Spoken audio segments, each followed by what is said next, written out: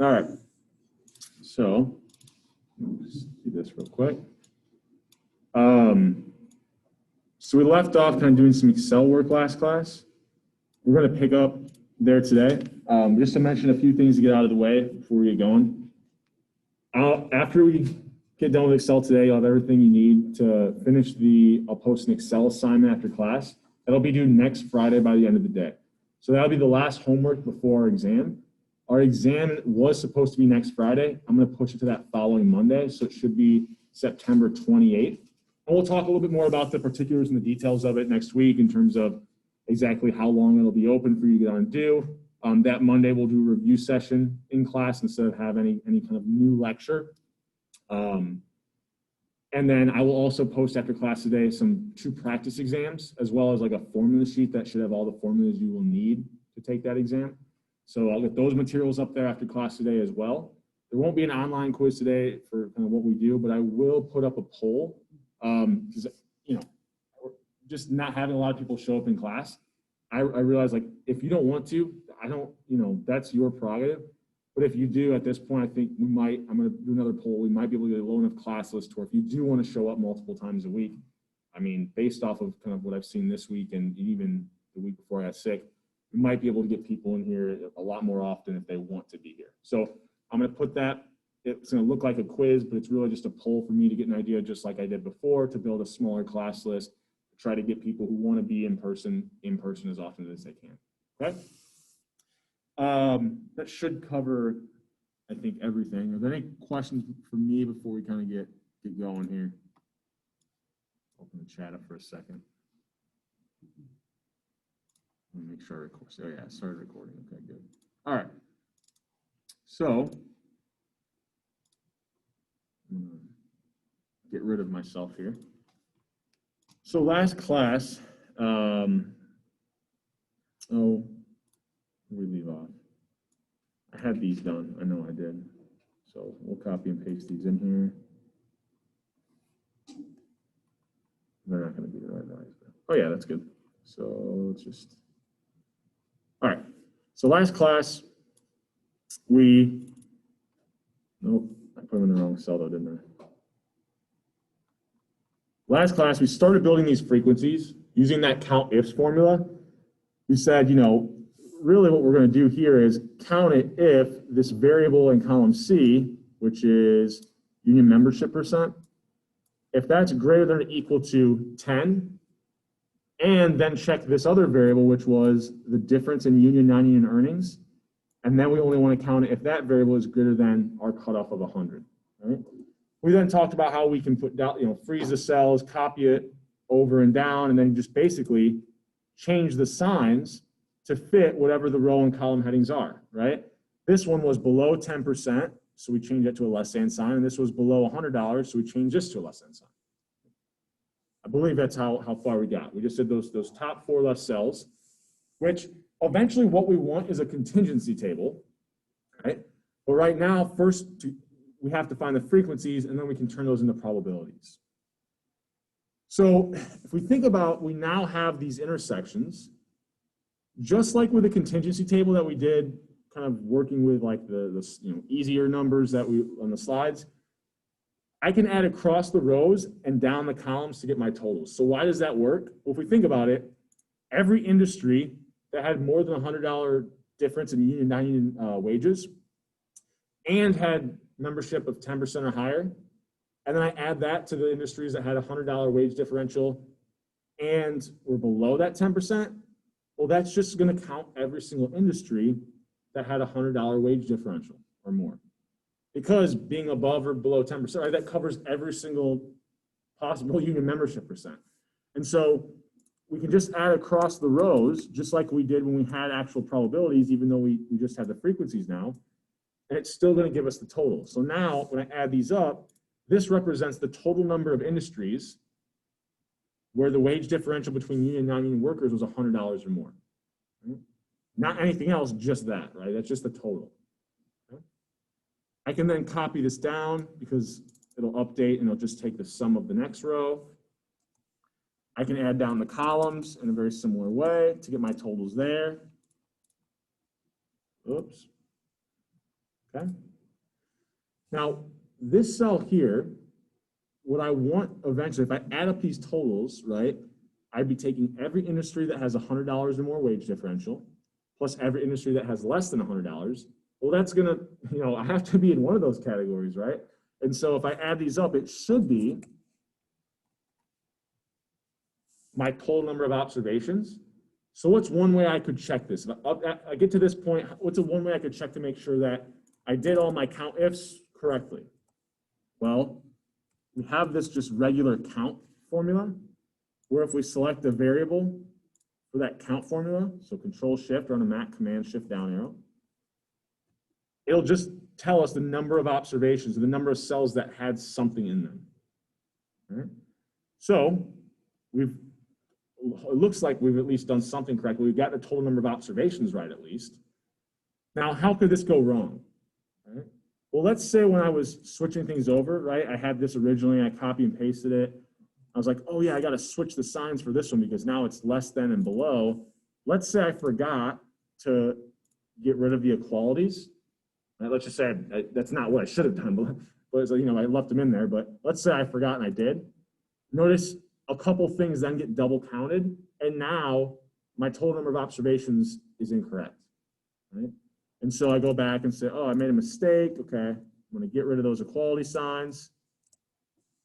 Now things are looking good again. Okay? Any questions on that before we keep moving? Okay. Something else I wanted to mention here. Oh, also one thing you could do just to make sure you didn't make any mistakes over here as well. Another check could be that you add up these totals and hopefully it gives you the same value as well. If it doesn't, it means you probably made a mistake in one of these two cells with your equality, or you flipped a less than and a greater than sign or something like that. Okay. But now once we have these frequencies, how can we get our probabilities or our joint probability or our contingency table? Well, if I think about what this is there's 221 industries that have a wage differential of $100 or more and have union membership of 10% or higher. So if I want to know, if I chose one at random, what's the probability that they would be like in this category? Well, if there's 221 that are in that category and there's 735 total observations, all I do, it's similar to relative frequencies. I take the frequency for that category, divide it by the total number of observations. Right? Because that's going to tell me if I selected one at random, it would be a 221 out of 735 chance that I chose an industry that fit this criteria, okay? And that's going to be the same for all these, different criteria, right? So what I want to do is, okay, then I can just copy it across and down, right? Oh, what's going on? Well, it's updating my cell references. Yeah, for this one, I did want to take 263. Oh, but I'm dividing it by a blank number now. What did I want to divide by? The total number of observations. So I go back here and say, oh yeah, this total number of observations cell, I don't want that cell reference to change at all. I always want to be dividing. All I'm doing in this table is taking the frequencies and literally dividing each one of them by 735. So I'll freeze that cell reference by putting my dollar signs in front of the column row heading. Now when I copy this across and down,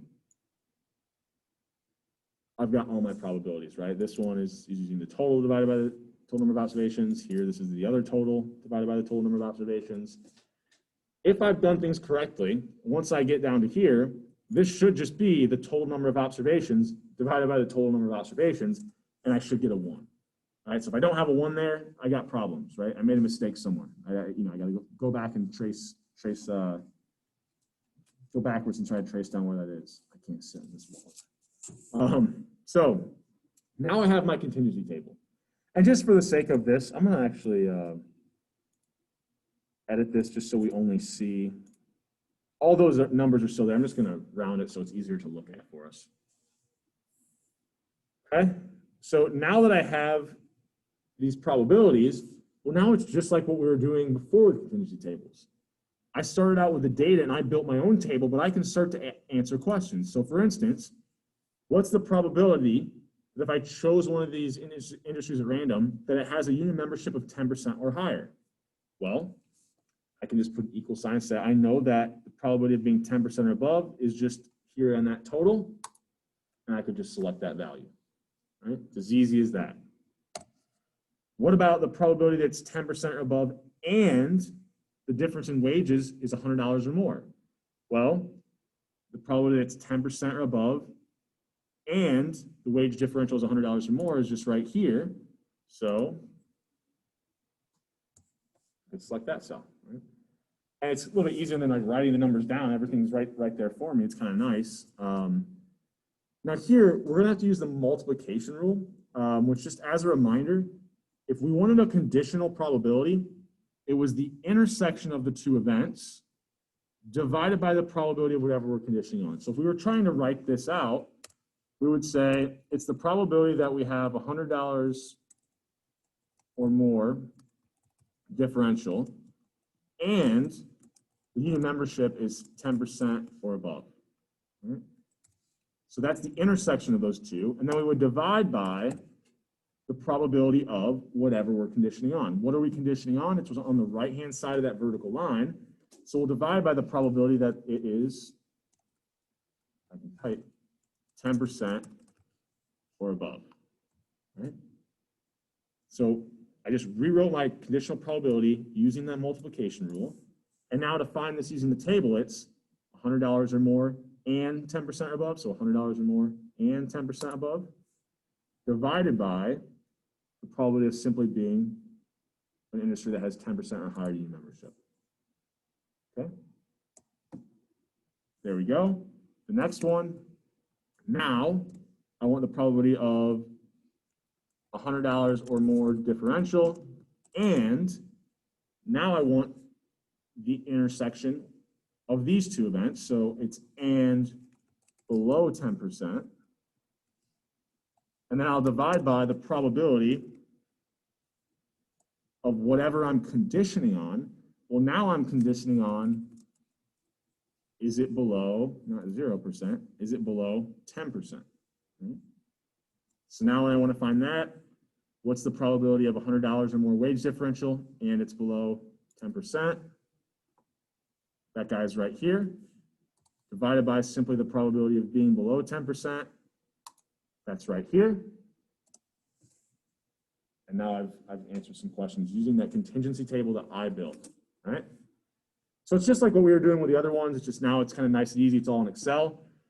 And this is like an interesting result in that, like, what this is really saying is if I'm in an industry where union membership is higher than 10%, there's a 76% chance I'm making $100 more if I'm in the union.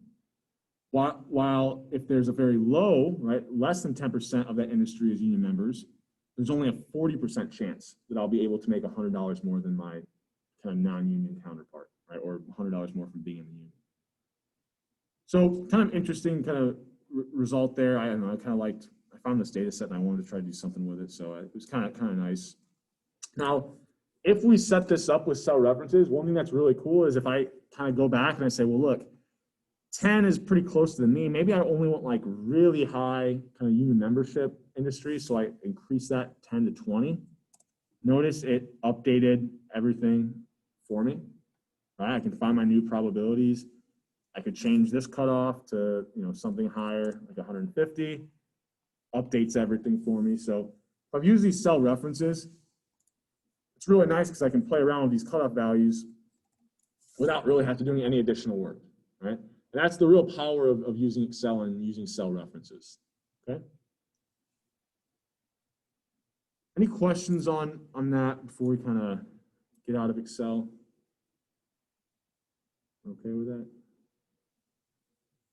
Okay, let me think if there's anything else I want to say. I don't think so.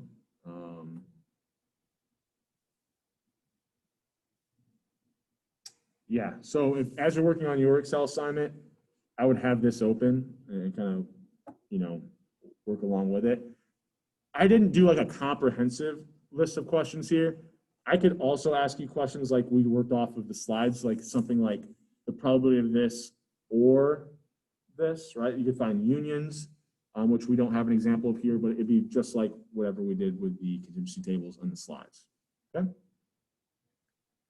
So the completed version here, if you're working along, hopefully you have a lot of it complete here, but there's a completed version on a separate worksheet over here that you can kind of reference as well. Okay. All right. So we did our Excel example. Here's just kind of a review of some things we talked about, but really what I'm going to focus on is we're going to be using this multiplication rule a little bit, right? It's going to be something that allows us to build eventually what I'm going to call Bayes' formula. Right? So Bayes' theorem is this idea that like you start out with this underlying probability that an event occurs. You see some result of a test or an experiment. You use that result to then update your probability about that event occurring. Right? Now, this isn't anything that you have to like burn into your memory, but this is just a general idea of behind Bayes' theorem. So the setup of the examples that we'll be using Bayes' theorem for is, and I'll pop myself up down here so we can, I'm not like a man behind the curtain. We're going to have two states of nature. So you can call this S1 and S2. You can think about this if you really wanted to. You can think about this as A and A complement, because these states of nature, to give you some examples, would be like you either fundamentally are guilty or not guilty. You either truly are HIV positive, HIV negative, pregnant, not pregnant, COVID positive, COVID negative, right? I can't tell by just observing you, but I know that you are one of those two things. You either have the disease or you don't, right? And so these states of nature are really, could be thought of as A and A complement, right? If I'm not an A, I have to be an A complement. Right? Or if I'm not an S1, I have to be an S2. So what's going to be true is, just like with A and A complement, their probabilities have to add to 1, S1 and S2 have to add to 1. Right? You almost think about this, if we had an experimental outcome space, maybe half of it S1, half of it's S2. If we add those areas together, they have to add up to 1. There's no overlap between S1 and S2. I can't be both HIV positive and HIV negative at the same time, right? They're mutually exclusive events. We're then going to have some test where it has two outcomes. We're not going to worry or concern ourselves with examples where we had like inconclusive tests that would maybe complicate it a little bit, but really ultimately you would just be running multiple tests there until you get a result. So we're going to have a test that has two outcomes, E and E complement. And the reason, kind of think about why E, well, we said we have to use an experiment or a test to get more information about the underlying state of nature. So the experiment has outcomes E and E complement, or the test has outcomes E and E complement. So if this is something like being HIV positive or negative, the test will either show us a positive or negative result, and that should allow us to update our probability about whether or not the person actually has the disease, right? So a lot of the times this is going to be a positive, not positive, or positive, negative kind of results for whatever test, because we're going to be using disease examples. Not today, but I'm going to record like a short video after class that kind of extends the discussion on Bayes' theorem, just to give you some more examples and to look at. And there we'll talk about tests that like maybe the jury finds you guilty or innocent. So that's not a positive, negative result, but more often than not, this outcome is going to be like positive and negative, or positive, not positive. So this isn't from the last slide. I kind of rearranged these equations and didn't realize I had the reference here. But something I might be interested in is, given that I see a certain outcome on the test, what's the probability that the true state of nature is whatever I'm interested in? So here you could think about S1 maybe as being having COVID, and E as being getting a positive result. So given that I see a positive result, what's the probability I actually have the disease? Well, it's not 100% because these tests aren't 100% accurate, right? And so I might be interested in a conditional probability like this. Or the example that we're going to use here in a second is, given that I see a test come back positive for HIV, what's the probability the person actually has HIV? You might be a little surprised at the answer once we get to it.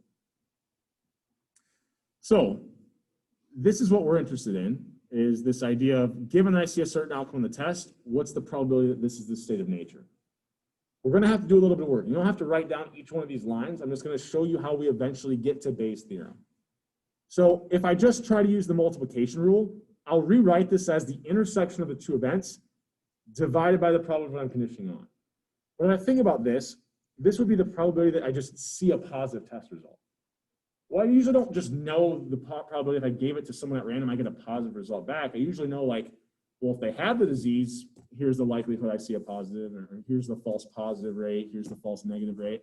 But a lot of the times I'm not going to have this information. So if I don't have this information, I don't need to panic, because I can break these down into something that I might have information on. So if we rewrote an intersection using the multiplication rule, it's the conditional probability times what I'm conditioning on. Okay? Now, what helps me is, remember, when I'm looking at intersections, it doesn't matter if I say state of nature 1 and outcome test E, or outcome of test E and state of nature. Like, the ordering doesn't matter. So instead of writing it like this, I could rewrite that intersection to look something like this. And this is important because now I'm thinking about, given that someone has a disease, what's the probability the test returns a positive result? Well, this might be something I can get information on. Like, this is something that the company of the test, is hopefully putting out. I might know based off past data, what's the probability at any point in time that someone has this disease, right? So this might be useful. I then can think about this denominator. So the probability that someone gets a positive test result, well, that's just going to be composed of two types of people. People who get a positive test result, E, and have the disease, plus the probability that someone gets a positive test result and they don't have the disease, right? That makes up everybody who's getting a positive test result, right? Because I'm either one of those states of nature, and so when I add up the people who have the disease and got a positive result, the people who didn't have the disease and got a positive result, that just represents everybody who got a positive result, right? So once I have that, I'll have myself up here again. Once I have this, I can break these down a little bit, right? I know that the intersection is just the conditional times what I'm conditioning on. So I break these two down into using that multiplication rule. So I replace the intersection with conditional probabilities times what I'm conditioning on. And now, if I just plug these things in, right? So for the numerator, I plug this equation in. For the denominator, I plug this equation in. Then what I arrive at is this conditional probability I originally started out wanting to find can be written like this. Right? Now it seems like, why did you complicate it? Why did we further? Because a lot of the times we'll have some of these probabilities. We don't directly have these probabilities. Okay? And I'll walk through an example here. Hopefully we can kind of see this. Right? So this last guy here, that's going to be our Bayes formula that we're going to end up using for all these Bayes theorem problems. Okay? Any questions on that before we keep moving? We're okay? Okay. So a couple things that we might want to know, we already talked about this, is that the state of natures, those probabilities have to add up to 1. Right? Now, another useful thing to know is that if I condition on the same state of nature, then the probability of the outcome of the two tests, those conditional probabilities have to add to 1. Think about it this way. If I told you that, look, you know that someone has HIV, the probability they get a positive test result is 90%. So then I say, okay, well, now what's the probability that if you know they have HIV, what's the probability they get a negative test result? Well, there's only 2 possible test results, and the probability that person got a positive result was 90%. The probability they get a negative test result is 10%. And I said that wrong. I was saying probability and using percentages. So 0.9 and 0.1, right? Or 90 and 10%. So if I condition on the same state of nature, then the conditional problem, the 2 different outcomes of the test, those have to add up to 1. So here, if I condition on the state of nature 1, the probability you see a positive and a negative test result have to add to 1. If I condition on the state of nature 2, the probability you see a positive or negative test result or E and E complement, those have to add to 1. Now, if I condition on different states of nature, then the outcomes, any outcomes of the test don't have to add up to anything, right? You can almost imagine like this is saying, what's the probability that given someone has the disease, the test comes back positive? Could be like 90%, plus the probability they don't have the disease and it comes back positive. Maybe it's a really bad false positive test and that's 50. In that case, that would add up to over 1, right? So we just don't know what these things add up to if we condition on different states of nature, okay? So using this information, let's try to tackle a question on kind of HIV tests, right? So we just in general know, if I was to choose someone at random at any given point in time, the probability that someone has HIV in America is 0.006. Said differently, 0.6% of people in America have HIV. Right? The probability that a test comes back positive for someone who has HIV is 0.999. Okay? So I'm going to show you a slightly different way I would probably say this on an exam. I would probably say something more like, given that a person is HIV positive, the probability a test records a positive result is 0.999. So I'll go over this here in a second. I'm just going to replace this text. So I would usually say something like, given that a person has HIV, the probability that we see a positive test result is 0.999.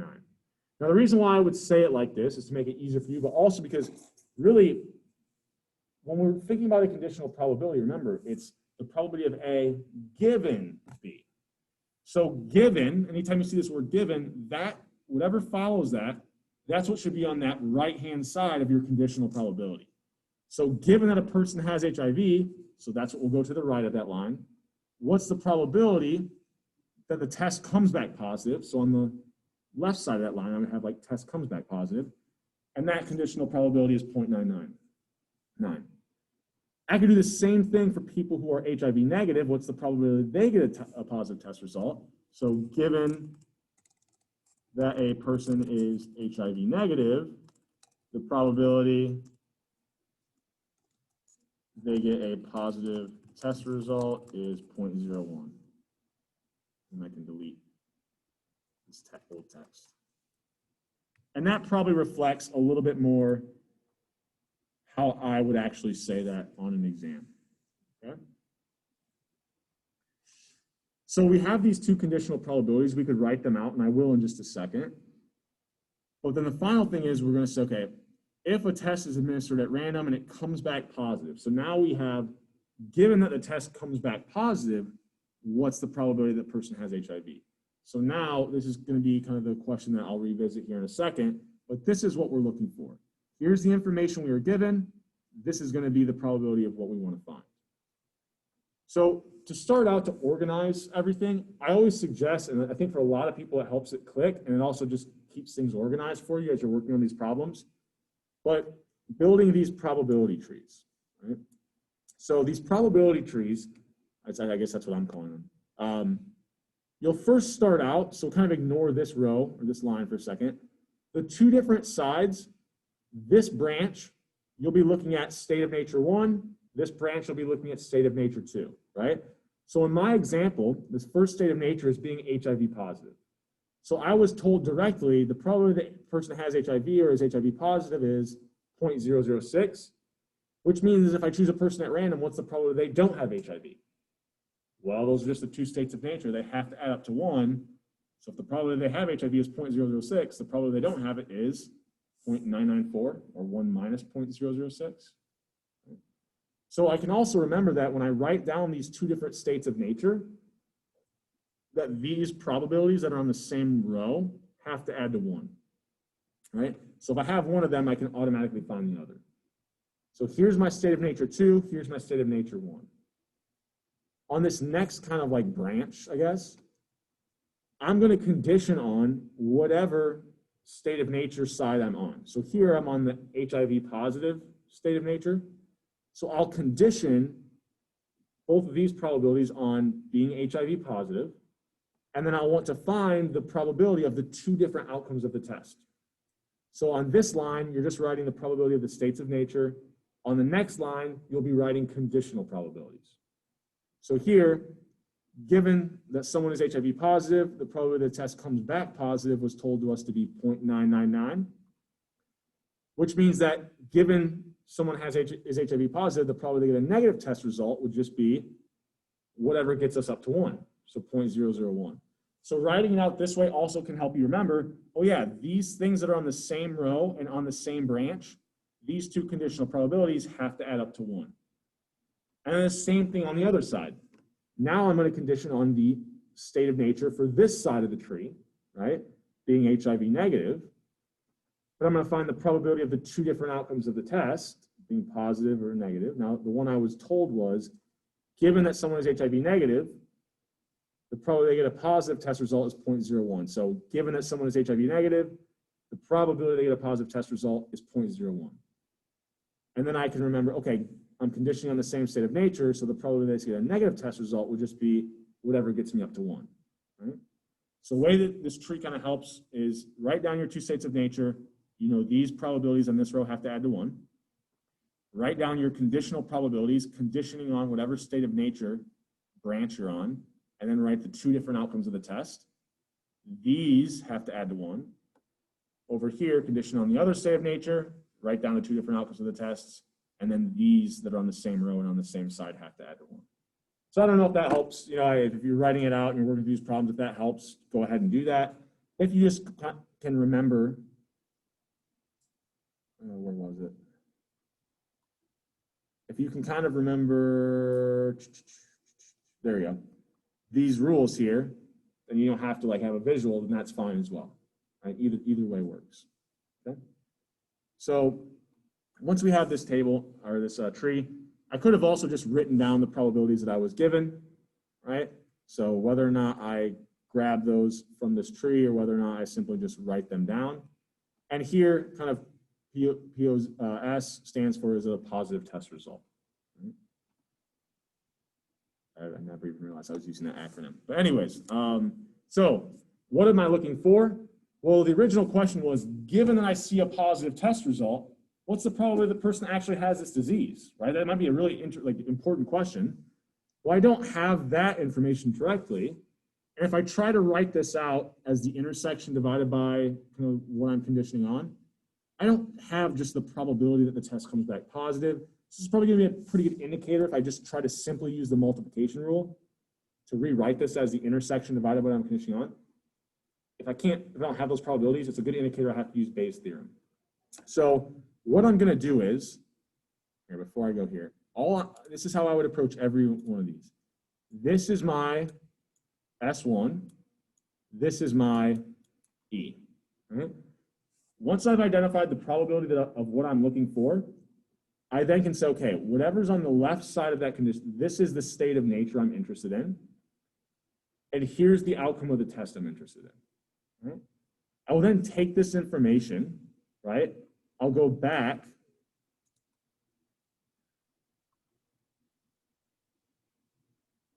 to my formula, maybe, there we go. So I'll go back to this formula and say, well, look, my S1 was having HIV. My E was seeing a positive test result.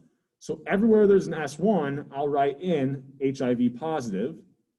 Everywhere there's an E, I'll write in positive test result, positive test result, positive test result. And S2 would be what? If S1 is HIV, being HIV positive, state of nature 2 would just be being HIV negative. So then here I would write in HIV negative, HIV negative. So once I've identified the probability of what I want, I would just write the S1 and the E over whatever the specific example is, and then write out Bayes' equation in the context of your example. So that's all I did.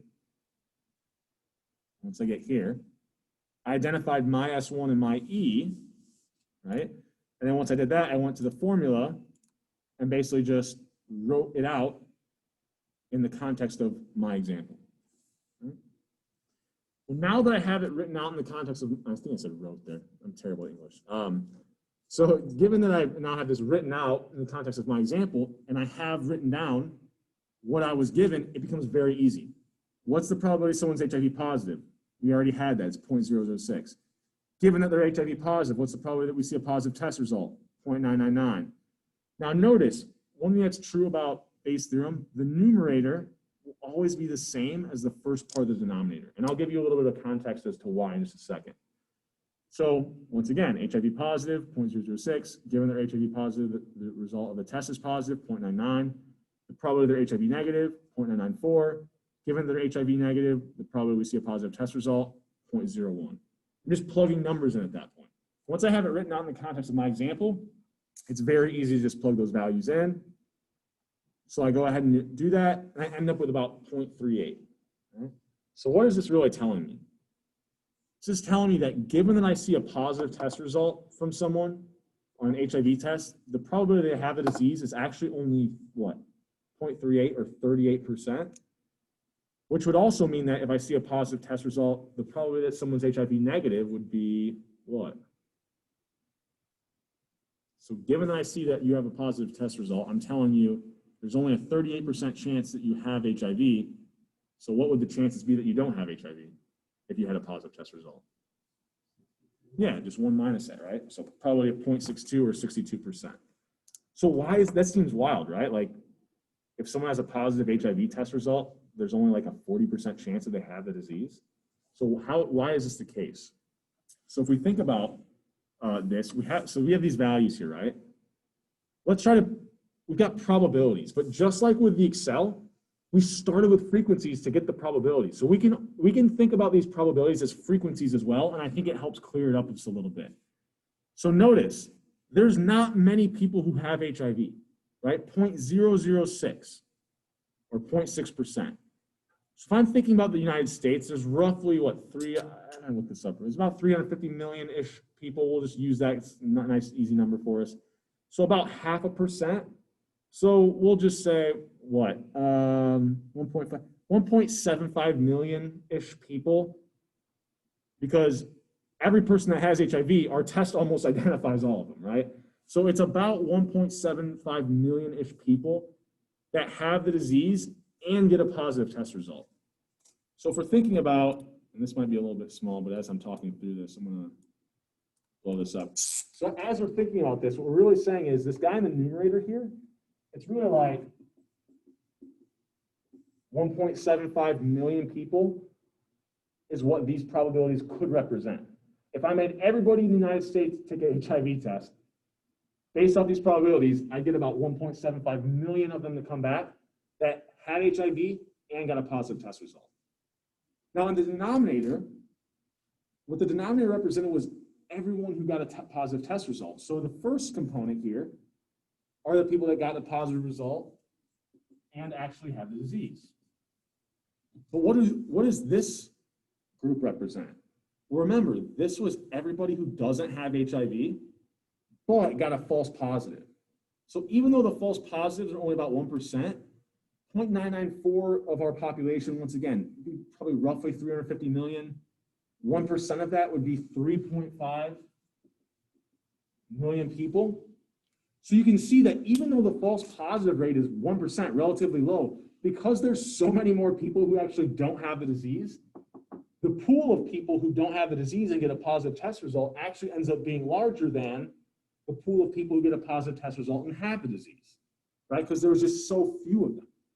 So getting a positive test result, if this is, we have the state of nature probabilities be like so heavily, so wildly different, we could end up with a situation like this where, if you do this math, 1.75 divided by what, 5.25, probably get something roughly around here. I'm doing a lot of rounding here, so it won't be exactly 0.38, but that's the general idea. These probabilities, if we made every single person in the US take this test, would really just represent frequencies, right?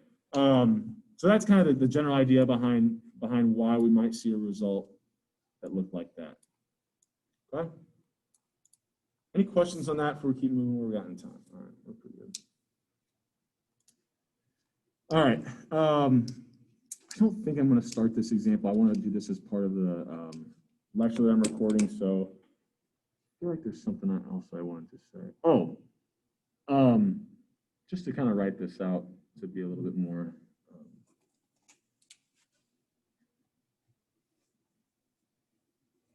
So if I'm thinking about here, what I have is the probability that given that I see a positive test result, the person has HIV. So I'm gonna write something down on the board real quick. So what I had was the probability that someone's HIV positive, given that the test says positive, right? Now notice here, it's a little bit different. I'm conditioning on the outcome of the test, and I'm looking at state of nature 1. So one thing I didn't say earlier was I said if we condition on the same state of nature, the two outcomes of the test, the conditional probabilities have to add up to 1. Well, the same idea applies. If I'm conditioning on the same outcome of the test, right, this is still E, but I want to know state of nature 2, the conditional probability of state of nature 2. What has to be true is if I'm conditioning on the same outcome of the test, the conditional probabilities for the two states of nature, because there can, in these examples, there can only be two states of nature and two outcomes of the test. These would also have to add up to 1, right? And so if I know one of these, I automatically know the other. So that's why this is, you know, when I think I asked you, if I know that given that someone says a positive test result, the probability they have the disease is 0.38, that's why we knew that given that they had a positive test result, the probability they're HIV negative would just be 1 minus that, because those two things would have to add up to 1. So it's very similar to conditioning on the states of nature. You condition on the same outcome of the test, the conditional probabilities of the two states of nature have to add up to 1 as well. Okay. So yeah, I'll walk through this example on, oh, you guys will actually get this problem today. I'll go through this. So I'll go through kind of a jury example. I'll also probably throw in a COVID example just to get some more examples of Bayes' theorem. But this is kind of fun. This kind of goes back to what we were talking about last class. But it's kind of interesting to think about, and it's kind of a fun little example. So what's the probability that at least 2 people in this class have the same birthday? So this class is a little bit, let me see what numbers did I use here. I had this set up for an older class. Oh no, it's the right size, perfect. So what's the probability that at least 2 people in this class have the same birthday? When I say this class, obviously not in person, but like there's 40 people on the roster, right? So if I had all 40 of you in front of me somehow, what's the probability that we actually have the same, 2 people have the same birthday? Well, if we assume there's no twins, every day is equally as likely to be born on, which isn't quite true, but we'll, for the sake of this example, it's pretty close to it. And that every birth is independent, right? So it's like none of you had like 2 moms who were trying to get, you know, pregnant at the same time so you guys could be best friends or something, right? So every birth is independent. Then really what I'm saying is, let's think about this event X where people have the same birthday, at least 2 people have the same birthday, and let's rewrite that as kind of probabilities, right? And I'll come back to this one as well. So if my event X is that 2 people have the same, at least 2 people have the same birthday, I know that that's the same as 1 minus the complement, right? What would the complement of that be? If X is that at least 2 people have the same birthday, the complement is just that nobody has the same birthday. So nobody having the same birthday is really saying that what's the probability that the first person I look at has a birthday that nobody else has? And they're independent events. So now I can just, and the probability the second person I look at has a birthday that nobody else has. And I can keep going through that process. What we said last class was the intersection of all those things will just be the probability of the first one times the probability of the second. So the probability the first person has a unique birthday is 1, right? Because I haven't looked at anybody else yet. So they could be born on 365 of the 365 days. The probability the second person has a unique birthday, different from anyone I've looked at yet. Well, there's only 364 days left. That would, you know, give them a unique birthday. Third person, 363 days now, so on and so forth until I get to that 40th person. And for the 40th person, there would be what? 326 days, right? So I now have the probability that every single person in the class has a unique birthday, right? And so if X complement is that everybody has a unique birthday, right? No one has the same. I would just take the probability the first person has a unique birthday times the second times the third, multiply all these probabilities together. That would give me the probability of X complement, or the probability that nobody has the same birthday. And then 1 minus that would give me the probability that somebody has the same birthday, at least, you know, 1 person, 2 people. So if I go ahead and I do this math out, there's actually a different formula you can use that has some factorials in it. This will actually start to look something similar, similar to something that we'll talk about next week. When I go ahead and I do this math, I end up with about 0.109. So remember, X complement is that nobody has the same birthday.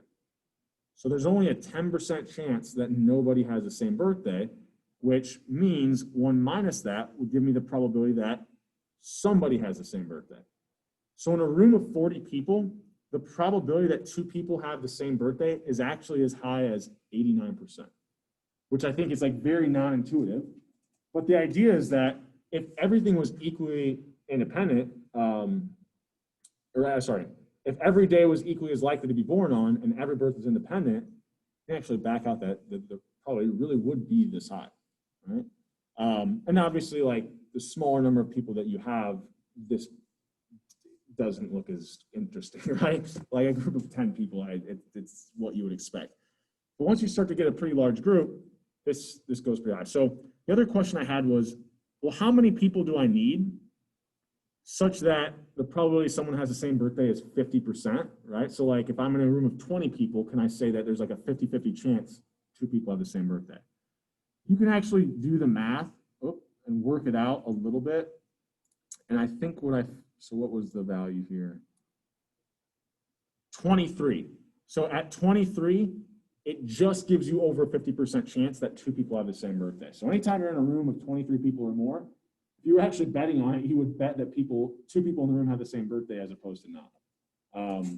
Which is kind of fun, interesting example that uses some of the stuff that we've talked about. You guys got to go through this in the other class. We didn't get as far in Excel last time, so they didn't get to hear this fun example. But I'll put up an additional video that just has some more base theorem problems. And then next week, we'll start doing some discrete random variable stuff. Do that Monday, Wednesday, Friday. The exam will be on Monday. We'll do a review session on Monday. I may even get an additional kind of review of some of the practice problems of the practice exams I'll post today. I might put another video up next weekend that has just some more general review. So, okay, if there's no questions for me, I'm going to end it on that. And have a good weekend.